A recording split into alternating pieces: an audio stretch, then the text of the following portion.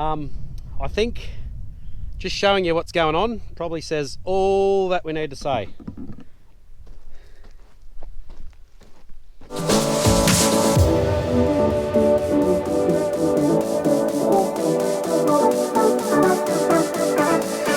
Well, good morning everybody. You might hear in my voice that I've been a little unwell, still recovering, and I tell you what, there's a bit of a story. So without delving too much into the personal issues, well, not issues but personal things, I have mentioned in previous videos and the podcast, I think, I've got baby number 5 due, and anyway, there's some very minor sort of complications, but our local hospital doesn't want us to be anywhere near them because they're not set up. So currently my wife and most of the kids are about 3 hours away, and I've only just come back now, or came back yesterday, to get a bit of spraying done and a few bits and bobs done, and I'm just waiting for a phone call or whatever, and then I'll be flying back. So I could be halfway through a job, who knows. But anyway, that's enough of that. I am down here at the development block. There's a little bit of spraying in the waterways, and there is a patch that we actually didn't plant because the rocks are bad and we're going to be rock picking anyway. And yeah, I'm just going to spray that. And then I've got to take the grasshopper here down to the south lease block and spray the 160 hectares of wheat that is there. But here we are. This is the wheat here at the development block, and it is looking good. There's no big misses, so good job, JD. And yeah, it's all coming up quite nicely. So you can see there's a few weeds here that have been got, so that's good to see that they're dying or dead. I will probably be spraying this in the next week or two, just to tidy up a few of these odd weeds before the wheat gets too big that the chemical can't get down to them. So but yeah, it's really good to look out there, see it nice and green, and this time it's not weeds, so that is excellent. So that's sort of where we're up to at the minute. Yeah, so I've just got a couple of days of spraying and a few tidy up things to do, make sure everything else is working, and then I'm going to be back over. So the traveling crew, so Brad, Phil, Dad and families are all yeah, they're well and truly on their trip at the minute, so I can yeah, I can just have one big party really. Righto, so I'm back up here on the top of this hill, and you can see a couple of things. I don't know if you can see, but right down there they are putting in a feral fence down that end that backs on with the stock route, so that'll be good. We had a fair bit of dramas with even just random wild cattle and yeah, pigs, all sorts of things coming through there, so that'll be good. And yeah, so what we've got here, this is what we didn't sow. There's about close to 20 hectares here that we didn't sow. Obviously we've just got rocks, and yeah, this is all going to get rock picked and dealt with yeah, this winter, so we thought we'd leave it, won't worry about trying to sow it, and that way it can be a project. Yeah, so because usually when you've got everything in crop, then you can't really do a lot of rock picking or anything because there's a crop there. So that is the plan. And I'm just going to spray it now, just with a bit of Roundup, just to help tidy it off, and yeah, make it easier when the time comes to muck around with it. So that's that. Just over here, this is where we did sow. Probably shouldn't have sowed this. There's still some bad rocks here, but it's not the end of the world if we chew it up and to get these rocks. But you can see the linseed is coming through quite nicely. I'll go over here where it's not so compacted, but if you remember when Brad was sowing this, we were just a bit concerned about the depth. Linseed doesn't really like being too deep, but even here you can see where it's a bit of a hill here, the linseeds actually come through there pretty well. So I don't know how deep they are, but I'm guessing, well, there's one there that looks like he's just didn't quite make it. He's carked it, but I think I think they're coming up from a fair way down. There's, oh, that's a weed, that one. Yeah, right.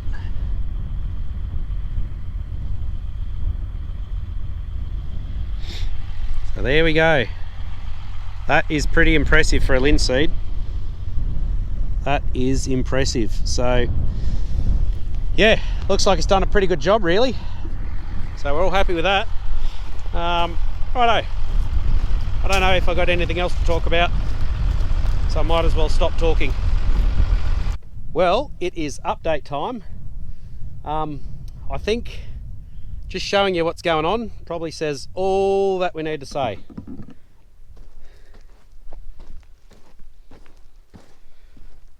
Now, a little bit of that is good sometimes, but that's a bit excessive.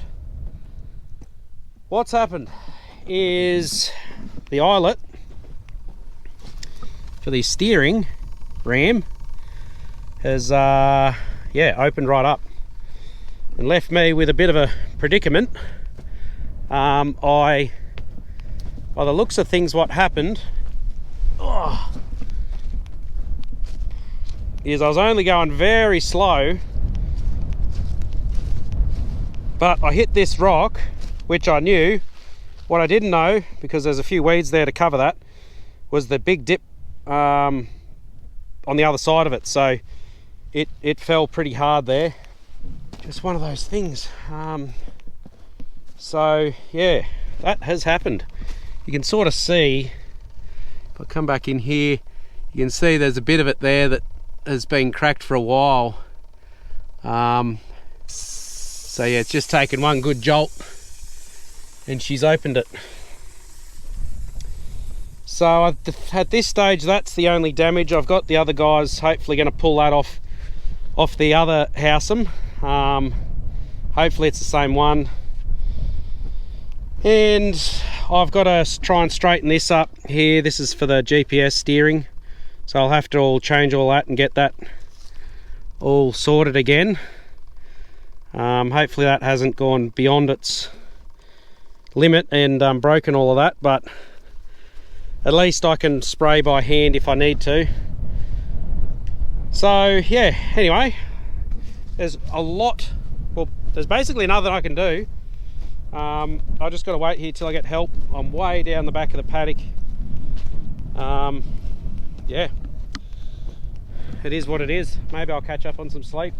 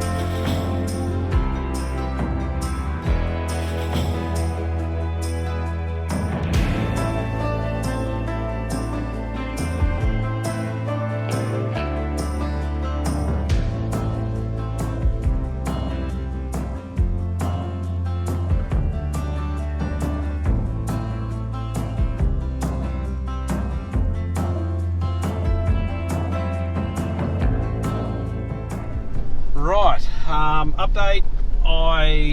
JD came down and the steering ram that we thought we could use from the other one, it's actually a little bit different. It's a bit beefed up on the other one, so that was a no-go, that option. So yeah, I've just pulled off the bit that broke. Here it is. And I'm going to head into town, see if I can just get one of them and do it that way. So, well, sometimes you think it's going to be the easiest and simplest. I mean, it was a fair effort to get that thing out too. It wasn't just that easy, but sometimes you think the easy option of just swapping out the whole ram with one you got, yeah, it can backfire a little bit, but That's just how it is sometimes. So I'll talk to you guys in a bit when I know whether I'm going to be able to keep going today or not. Well, I'm back, and what a beautiful view. So I was able to find a new one in town, easy as. So I was only in town for about, I don't know, probably 5 minutes. And so I just got to put that together, and yeah, then that's all good. Then line it up, and hopefully I'll get this job finished today. But yeah, what a cracking view. I might put you guys on time lapse while I'm stuffing around under here, and we'll go from there.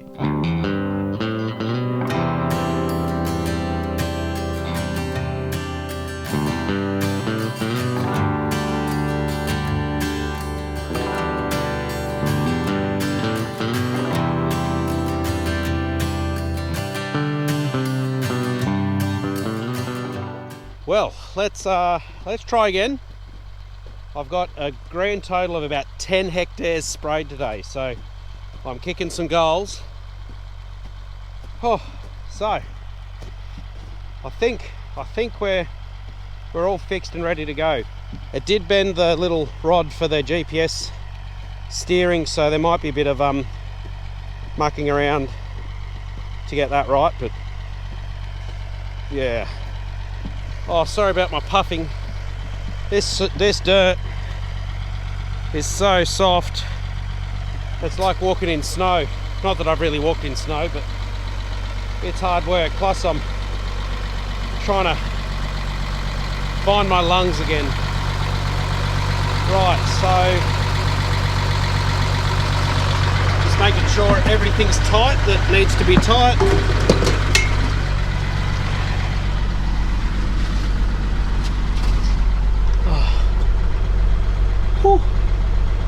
Got to lower that so I can turn the taps back on.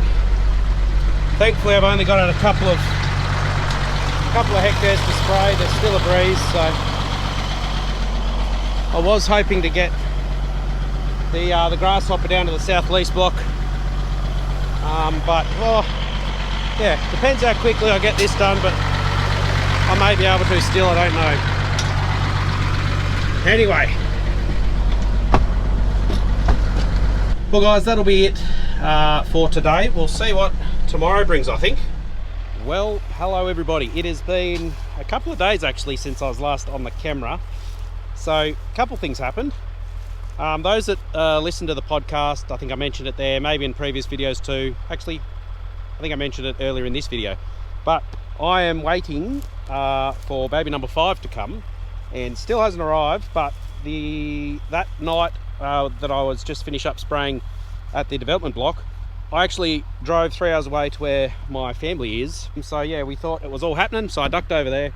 And yeah, anyway, the little bub's being a bit of a stubborn one.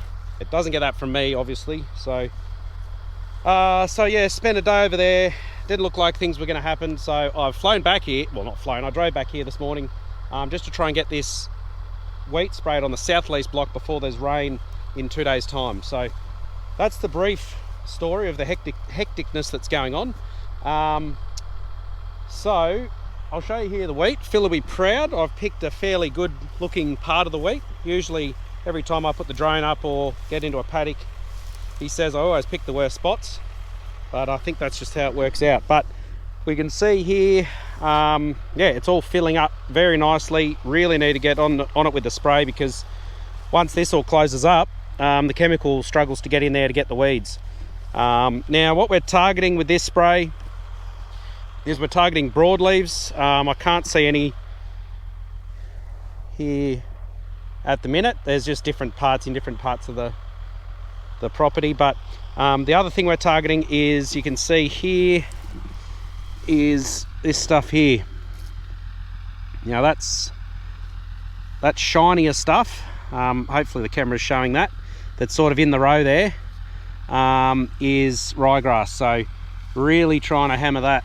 Now why it's sort of only growing in the rows is because we did have a bit of residual spray that we put down, which sort of restricts it from growing in between the rows, but obviously it gets disturbed when you sow the wheat, and that's why you can see there's just a fat line where there's the wheat sort of, for whatever reason, there's a bit of a gap there.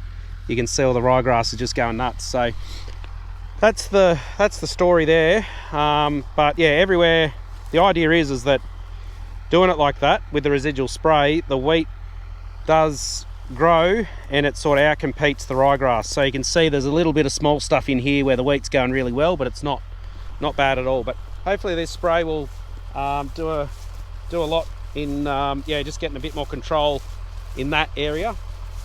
I think that's all there really is update wise, but I've got to get cracking. I'm hoping to get half done today, and then I'll get the other half done tomorrow, and then I'll be heading back, and who knows when I'll be back. So yeah, there may be missing a video or two, we'll just see. But it seems like the good old house in here is still going strong, with that issue we fixed with the steering, so all's looking good. Not having any issues, which is excellent. I was a bit worried that I was going to muck up the steering and the GPS and all that. There was a little bit of adjusting I had to do, but it's steering as straight as we want. So that is good.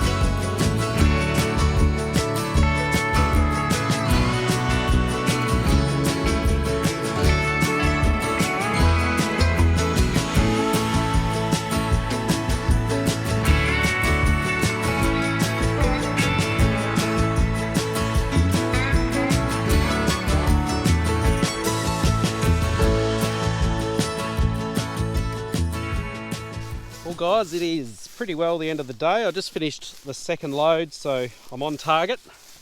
Just having a bit of a look here. This is the other end of where I was spraying. I've been spraying way over there. So yeah, I've got to spray all this tomorrow. This is actually, yeah, probably some of the thickest stuff, and you can actually see a fair bit of linseed stubble from last year. But yeah, so no, she's very nice and thick here. So yeah, it's just a lovely evening really. The sun's just about to go down, temperature's good, nice and quiet. It's good, it's really good. So as long as I don't get any phone calls in the night, I will see you guys tomorrow. I'll be back here. Well guys, it's a new day. Not sure where I start here, but I got one load off, and then I decided it's probably a wise idea to get JD here, and I thought I might try and very quickly train him up on this thing, because I think I've got a bolt. So hopefully it's not a false alarm for the bub this time, but I don't believe it is. So I've got to get cracking, but it'll be good. Hopefully JD can finish off this. I've only got one load, so yeah, he's doing a cracking job here. It's a bit of a tricky paddock, this one, with all the contour banks, but he's doing a real good job. So what do you think, JD? Getting the hang of it? It's going to be good fun for the day. So guys, that's it. Nothing like a bit of pressure to get JD trained up on the Howsam. It's pretty easy to learn on. It's just like all older machinery, there's a few kinks you gotta learn about it. It's yeah, sometimes it just, whether it be little issues, little niggly things that happen every now and then, it just is what it is. But no, he's good. ever since he started here, I think one of the first jobs he had was he was on the dump truck, and all of us saw that he was just very careful. He was just taking it steady, and we're like, that is very nice thing to see with someone that's learning, if they're happy to be just careful and cautious. There we go.